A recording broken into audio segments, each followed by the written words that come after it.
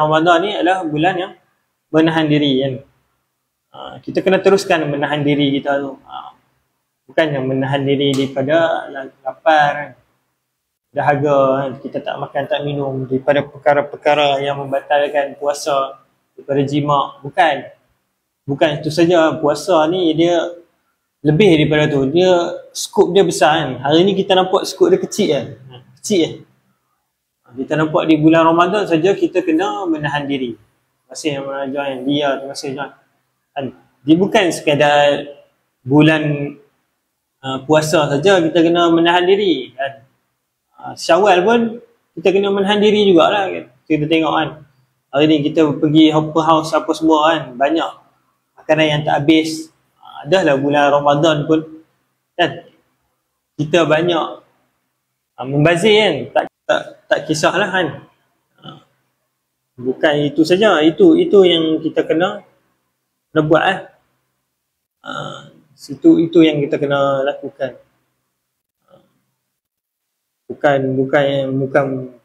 kita ingat kan hari di bulan Ramadan saja kan menahan diri.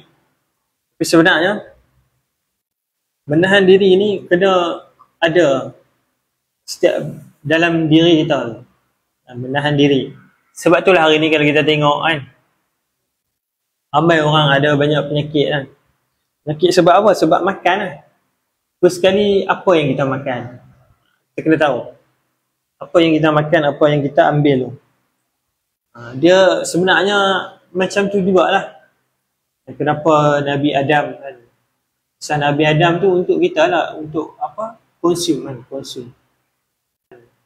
Pesan Nabi Adam tu untuk kita lah. Untuk apa? Konsum kan. Konsum. Kita pengambilan. Ambil apa yang kita hawa nafsu kita tu suka. Hawa nafsu kita ni mestilah suka yang sedap-sedap, betul tak? Sebab tu lah hari ni kita ni sepanjang masa ni mesti nak makan kan? Walaupun dah kenyang kita nak makan lagi.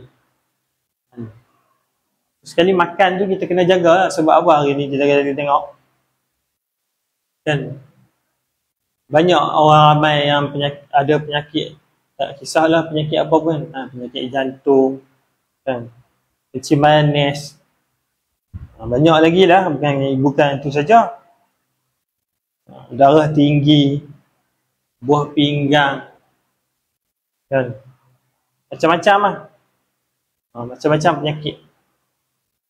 Tapi adakah kita sedar benda tu kan, apa yang disebabkan penyakit yang kita ada hari ni kan, disebabkan oleh makanan kita tu sendiri lah. Makanan kita tu sendiri yang menyebabkan tubuh badan kita ni rosak kan. Kita tak jaga kan. Sedangkan tubuh badan kita ni adalah amanah daripada Allah Subhanahu Wa Taala kan. Tapi kita sia-siakan dia. Kita sia-siakan, kita tak menghargai kan. Bila kita rasa dah hilang sesuatu tu, baru kita menghargai, betul tak? Kan? Bila kita hilang sesuatu kan, contoh macam mata kan, kita dah hilang sebelah, baru kita menghargai, betul tak? Betul tak? Yang mana yang join ni, terima kasih yang mana yang join. Betul tak? Boleh komen sikit. Bila kita dah hilang sesuatu tu, baru kita menghargai kan. Astagfirullahaladzim. La ilaha illallah. Minta maaf. Betul tak? Baru kita nak menghargai kan nikmat yang Allah Subhanahu Wa Taala bagi.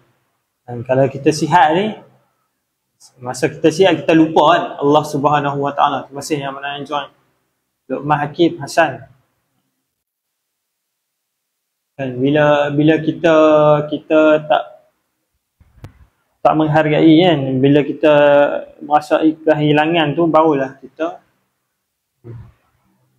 menghargai. Macam tu lah juga kesihatan, nikmat sihat ni. Betul tak? Betul. Terima kasih hamba Allah. Terima kasih.